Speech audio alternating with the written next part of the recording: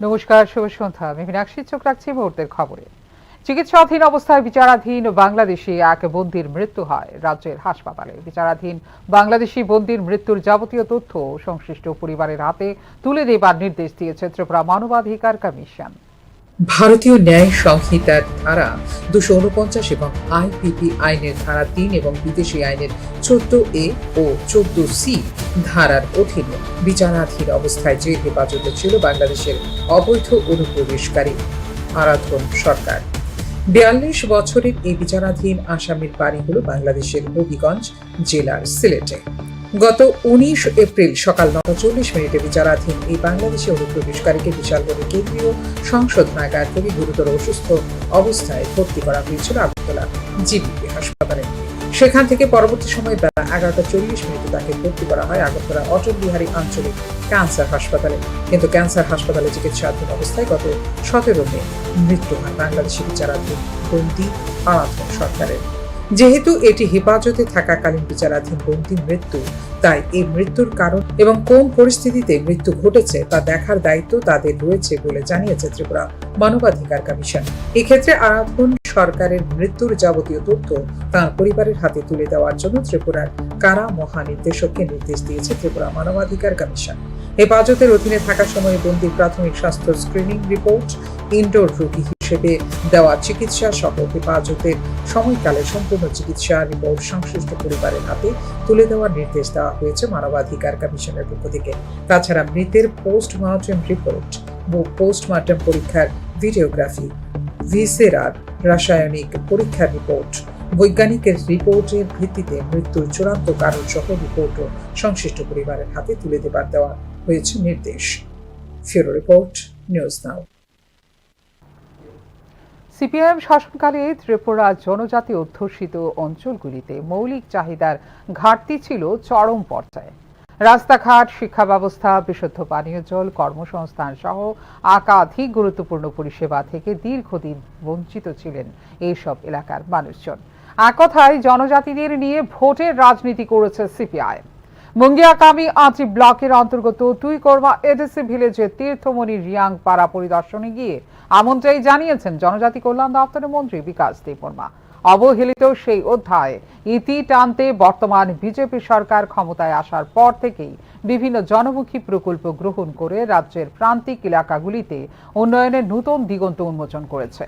রাজ্য সরকারের এই উদ্যোগ একাধিক প্রকল্প বাস্তবায়নের মাধ্যমে পানীয় জল, অবকাঠামো, অঙ্গনওয়াড়ি কেন্দ্র, শিক্ষার সুযোগ, রাস্তাঘাটের উন্নয়ন সহ বিভিন্ন মৌলিক চাহিদা পূরণে যথেষ্ট অগ্রগতি হয়েছে বলে জানিয়েছেন মন্ত্রী বিকাশ দেববর্মা।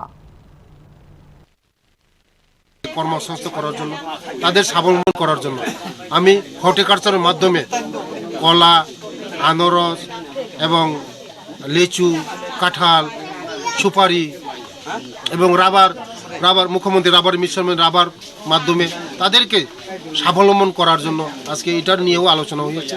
আগামী দিন আমাদের জনজাতিরা এই 35 বছর যারা সিপিএমরা দীর্ঘ রাজনীতি করেছে, ভোটের রাজনীতি করেছে, বিশেষ করে জনজাতিদেরকে ঠকিয়েছে, এই যে আমাদের জনজাতিরা পিছিয়ে পড়া, তাদেরকে ডেভেলপমেন্ট করার জন্য, তাদেরকে ওঠার জন্য আজকে আমাদের রাজ্যের জনপ্রিয় মুখ্যমন্ত্রীও চেষ্টা করেছে জনজাতিকে আরও এগিয়ে নেওয়ার জন্য। আমাদের প্রধানমন্ত্রীর নেতৃত্বে আজকে আমরা এই ধরনের যেভাবে আমরা বিকশিত কৃষি সংকল্প অভিযান উপলক্ষে দেশের সবকটি রাজ্যের কৃষি মন্ত্রীদের সঙ্গে বৈঠক করলেন কেন্দ্রীয় কৃষিমন্ত্রী শিবরাজ সিং চৌহান। ভার্চুয়াল এই বৈঠকে অংশ নেয় ত্রিপুরায়ও খারিফ ফসল উৎপাদন বৃদ্ধির লক্ষ্যে আগামী 29 মে থেকে দেশব্যাপী অভিযান শুরু করা হবে বলে এদিন জানিয়েছেন কেন্দ্রীয় কৃষিমন্ত্রী শিবরাজ সিং চৌহান। বিকশিত কৃষি সংকল্প অভিযানে উন্নত কৃষি প্রযুক্তি ও বীজ সংক্রান্ত জ্ঞান প্রদান করা হবে কৃষকদের। 29 মে থেকে শুরু হয়ে এই অভিযান চলবে 12 জুন পর্যন্ত।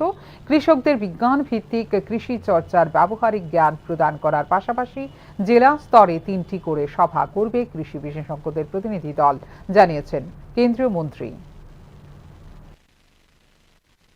में एक जिले में जैसा मैंने बताया 3 टीम जाएगी, एक दिन में 2 कार्यक्रम होंगे, पूरा देश हम कवर करेंगे। आज ही राज्यों के कृषि मंत्रियों के साथ मेरी वीडियो कॉन्फ्रेंसिंग है। एक बार चर्चा हो चुकी है, मुख्यमंत्रियों को मैंने निवेदन किया, कई राज्यों में मैं जाके आया हूं। अभी कल मैं महाराष्ट्र में था, उसके पहले छत्तीसगढ़, उसके पहले आसाम, उसके पहले नागालैंड, अभी बाकी राज्यों में भी जाएंगे। 29 मई को यह अभियान प्रारंभ करेंगे। एक कार्यक्रम पुरी में होगा, भगवान जगन्नाथ को प्रणाम करके हम कैसे इसी खरीफ की फसल में उत्पादन और बेहतर कर पाएं, बढ़ा पाएं, और किसान फायदे की खेती करें, इसके लिए उनको भरपूर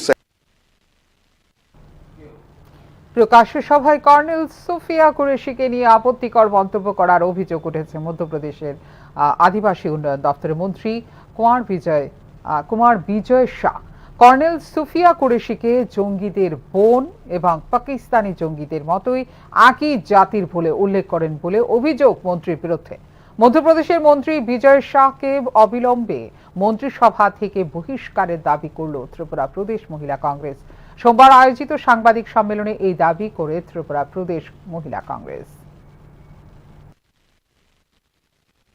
যে সেনা অধিকারী তথা কর্নেল সোফিয়া কুরেশিকে নিয়ে যে আপত্তিজনক এবং কুরুচিকর মন্তব্য মধ্যপ্রদেশের মন্ত্রী বিজয় শাহ করেছেন, তার বিরুদ্ধে আমরা গত 14 তারিখ আমরা প্রতিবাদ স্বরূপ ওনার কুশপুত্তলিকা দাহ করেছি। কিন্তু সারা দেশের সঙ্গে ত্রিপুরা প্রদেশ মহিলা কংগ্রেসও এই প্রতিবাদে সামিল হয়েছিল। কিন্তু তথাপি আমাদের যে মধ্যপ্রদেশের মন্ত্রী বিজয় শাহকে বিজেপি তাদের মন্ত্রিসভা থেকে এখনো বহিষ্কার করেনি।